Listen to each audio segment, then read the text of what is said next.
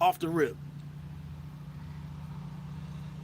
if you want in the whole Tyson Fury, Deontay Wilder, top rank, Bob Arum, Matchroom, Eddie Hearn, AJ situation, if your sole interest was for there to be the trilogy fight with Deontay Wilder and Tyson Fury, uh, this is not a discussion for you.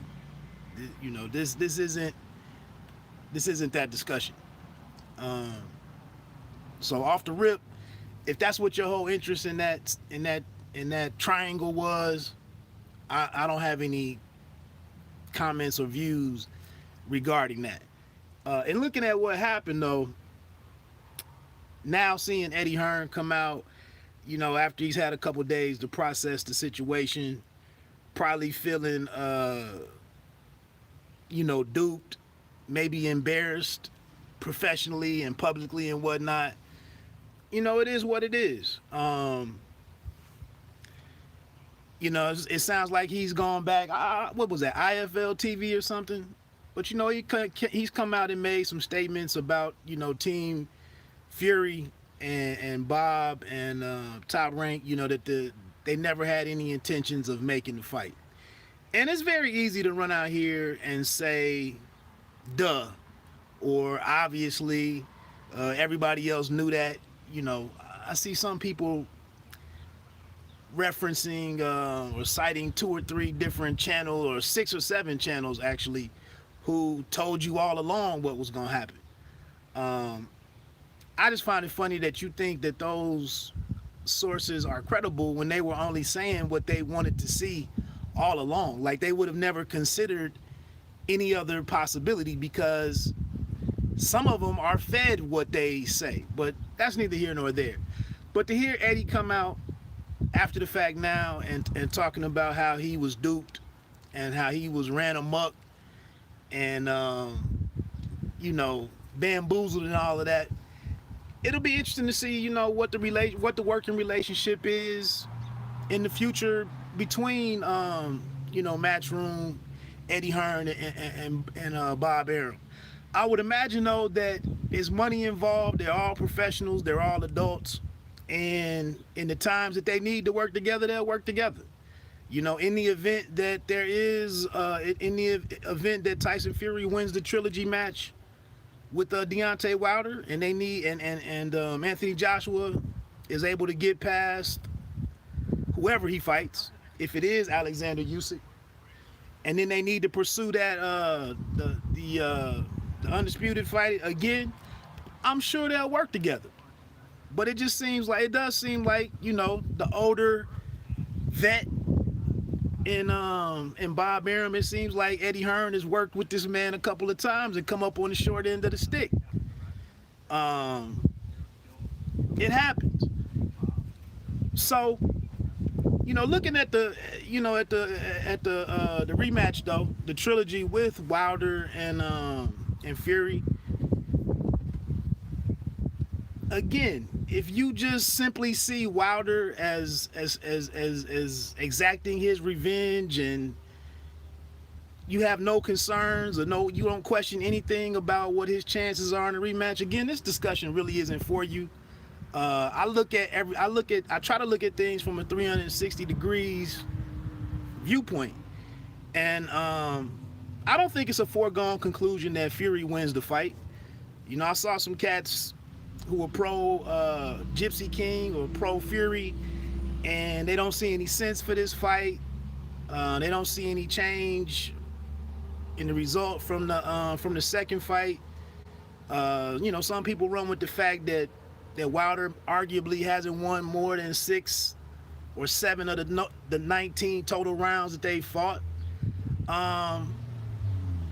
So it's like, well, don't tune into the fight. Don't buy it. Don't pay it any attention. I mean, if your interest in the fight is that simple, then don't buy it. Don't mess with it. And then on the other side, like I said, the people who think Wilder is just going in here to just it's just gonna be a massacre just because Wilder is upset, or because this revenge factor, I don't agree with that either. I'm actually pretty intrigued to see how it plays out. I was going with this guy, Tim Bradley's comments. After the fight this past weekend, I think Fight Hype had a video about what Tim Bradley's, what his pointers are for Wilder. And I thought he was kind of spot on, you know. And I just made a simple comment, just saying I thought that was pretty sound advice. And I guess it was a pro Fury person was just like, Wilder tried that in the rematch and got washed. So how is that gonna work now? And I'm like, well, obviously, whatever Wilder tried, I just don't think Wilder had the right preparation for that fight. I've already talked about somebody from Team Wilder came out and said it was some issues at the end of the camp. Some personal stuff came up, or it was some personal decisions that were made that the Team Wilder people don't really acknowledge. Okay. But I thought he ran into a bit of a buzzsaw. He ran into something that he really wasn't prepared for in that fight, and it cost him. I think he'll be prepared for that this time around, and I think he'll give a better account of himself. I don't have an outcome in that fight just yet.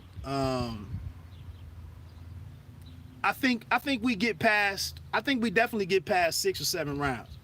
I think to expect anybody that is, if you are backing Deontay Wilder in the trilogy, if you think it's gonna be a first round knockout, second or third round, if it's gonna be something early, I don't see that happening whatsoever.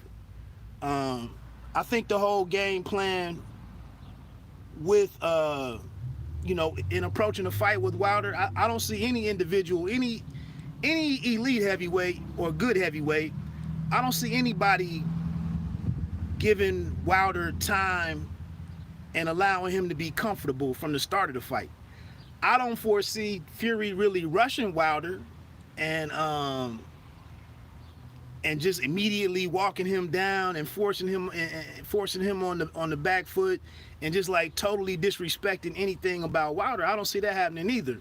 But I just think that anybody moving forward is going to go out there and stand at the outside or be indecisive like Stavern, Dominic Brazil, it won't be any more situations like that. So I think what I'll be looking for in this trilogy match is how quickly Wilder is going to try to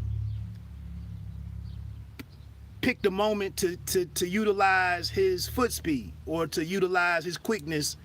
He definitely can't. Again, he can't sit here and try to outbox Tyson Fury for 12 rounds or to outbox him for 6 or 7 rounds and then try to line up his right hand. I think he's got to find a way to pick some moments to go. You're giving up 40 and 50 pounds to this guy.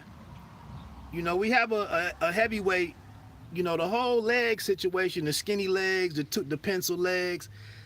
I don't bring this up to make fun of it. What's up, Jamal?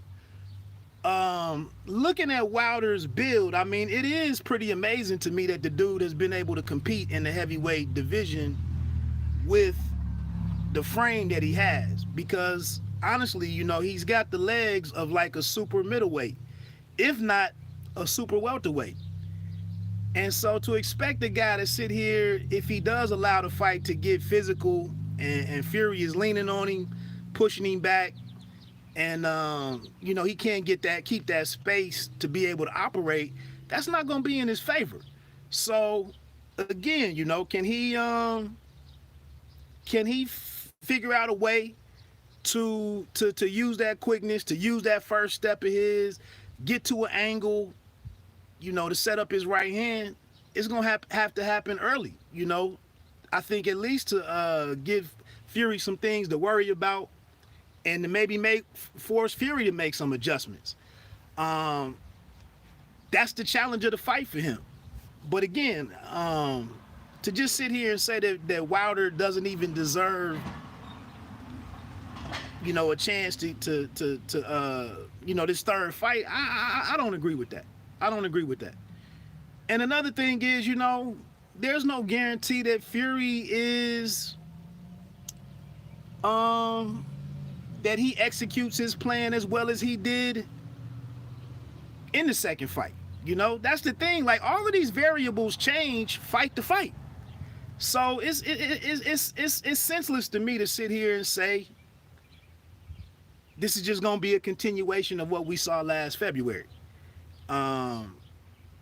Again, I do think Wilder really wrote off or disregarded Fury a little bit after the 2 knockdowns in the first fight. I think he came into the fight kind of feeling himself, thinking, I have a good handle on what this dude brings to the table. All I got to do is make my moments happen, and I'll take care of him. And I think that's why some of the shortcuts were taken in training camp that we learned about, if people were listening to that part of the story unfold. Here it is. I think he's focused. I'm not all that sold on Malik Scott. I'm just not. But we'll see what happens. I do think Wilder needs to keep his emotions in check. He has been a guy in the past where he's seen his openings through technique out the window, through form and all of that out the window, and went wild, went ape shit. I do think he needs to maintain some kind of composure. Boxing is a thinking man's game. And so I think he's going to have to think his way through some things. And you've seen Wilder take some time in fights and studying his opponent to set up some of his finishing moves. We've seen that happen. So to sit here, like I said, I don't credit Wilder as this phenomenal boxer. But the way that he has finished some dudes off, when he does go, when he makes up his mind to go, he has made the right decision and how to execute that to get a guy out of here. And so it can happen again. So like I said, I'm looking forward to the fight, man. I want to see what they put around it. And I'll go from there. The other thing that I forgot to mention early on in talking about the whole situation with Hearn, and why I don't really feel I got duped or I was being sold, I was given a ride. I think the one thing that people disregard is once it went down this road with the whole arbitrator thing and the arbitration thing, you see that Deontay Wilder, there was no mention on that side about cheating. There was no allegations. There was no collusion. There was no everybody was working in all of the BS, all of that was silenced, and it was just focusing on the fight. So I think also from that side, even the pro Wilder people might have been taken for a ride. Like, you were sold some stuff to believe in too, to get you, to incite you, to get you excited about the match. So I just feel like, people only acknowledge what they want to acknowledge. But I think all the way around, I think everybody was played to a degree. And then I'll go back, like I said, it's a really popular channel on here that had a video with probably like 60, 70,000 views, probably 800 comments. It's a channel that's well supported with donations and whatnot.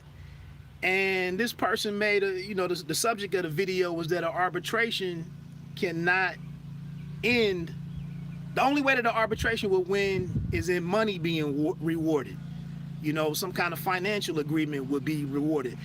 A lot of people that watched that video took that video as official. Like, this is real deal. And then the one thing that Eddie Hearn came out and said on his sit down yesterday or whatever was that he had never heard of an arbitration resulting in someone being ordered to fight somebody and then with a specific date. So again, a lot of this stuff, man, we're not, a lot of us aren't lawyers. We don't have access to to verify any of this stuff. I know I've been looking at arbitration in baseball and other professional sports for years. Uh, it's some weird stuff about what what took place, and I think it's pretty. I think it's pretty. Yeah, exactly. What's up, Hypno Fist? I think yeah, looking at the whole thing, it stinks from the head to the toe. The fish stinks from the head to the. I mean, from the head to the tail. But again, enough people have gotten the end result that they wanted, which was the trilogy fight, and that's where that's where we'll be moving forward. But um, again, like it's just funny to me how people overlook certain things because they're working in their favor and don't have a problem with it. Uh, but no spilled milk for me. Like I said, man, I'm gonna enjoy the third fight. Um, Interested to see what happens with the division moving forward. And how the whole division kind of regroups because whatever happens with AJ and whether they have a fight with him and Usyk, whether they got to go through with the mandatory or whether AJ drops the belt or whatever, anything is possible. Anything is possible. But the next 5 or 6 guys, it'll be interesting to see, like I said, how everybody kind of regroups, kind of hoping Wilder chins Fury, and they take the fight with AJ. Oh, you mean Wilder and AJ? I would like that fight. Yeah, I would like that fight. Like I said, man, if that's what this was all set up to do, was to drum up interest and make the fight bigger than it was gonna be, and to sustain the the momentum coming out of the second fight. If that's what this was all about, so on and so forth. I did see somebody out there that said something about Wilder spending millions of dollars in legal fees or whatever to go through this arbitration. Again, like, how do you know that? Where do you get that from, that he spent millions of dollars on this? It's just so many outlets and sources out here that just say whatever and throw whatever kind of details out there that it's hard to make heads or tails of any of this stuff. But it is what it is, man. I kind of agree with Eddie coming out and speaking on it instead of just being silent and just moving on. I think it is, you probably feel like you got bent over a little bit. The old man ran one by you or whatever. You got played. You got embarrassed, and he could have just moved on. But I think it is some benefit to coming out and speaking on it and showing that you were pissed off, because there was some people that believed the whole thing was orchestrated, and that even the whole legwork that was done to try to get the fight to the across the goal line, everything that had been done, some people don't even believe any of that was real. I don't know. I don't know. It's crazy to sometimes to sit here and think that people would sit here and play the script, play along with the script, and stick to the script for 8 or 9 months, and then on the back, behind the scenes, nothing was really going on. I don't know if I buy that. I think I'm kind of buying that they that Hearn legitimately tried to put a fight together, and it ended up being a waste of his time. Lastly, I saw some people talking about Hearn should have a lawsuit or file a lawsuit about the time that he spent, the money, whatever he did, whatever he had wrapped up in trying to get that fight done. I think that would be a waste of time. I think that would be a waste of time. But again, how do you work with Top Rank and Bob Arum moving forward? But if it's money to be made, you got to put differences aside. We'll see what happens. Anyway, man, I ain't have a whole lot to say. Like I said, I just thought it was interesting for Hearn to kind of come out and try to save face a little bit. maybe share a little bit more on what went on behind the scenes, express his frustration, and sometimes all we can do is really continue to like gather all the information and connect. Now, if I get stung out here by this wasp, it's gonna be a major problem. But yeah, sometimes you can just put all this. He shouldn't do that. Hearn is a businessman.